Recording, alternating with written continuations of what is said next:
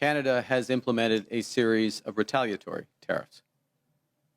Their objectives have been to protect Canadian workers and businesses and to incentivize a negotiated settlement with the United States. Few other countries followed suit. In a positive and very important development earlier this month, just a few weeks ago, the United States reaffirmed a core commitment to our free trade agreement, CUSMA, by reinforcing that those Canadian exports to the United States that are compliant with that agreement, that are compliant with CUSMA, will not be subject to U.S. IEEPA tariffs.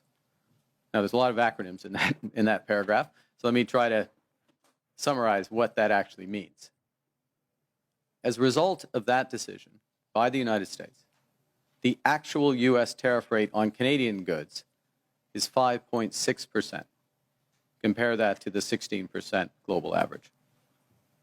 That remains the lowest amongst all of the United States trading partners. And more than 85% of Canada-U.S. trade is now tariff-free. So let's be absolutely clear. Canada currently has the best trade deal with the United States. And while it's different from what we had before, it is still better than that of any other country. So as we work to address outstanding trade issues with the United States, it's important, it's vital. We do everything we can to preserve this unique advantage for Canadian workers, Canadian businesses.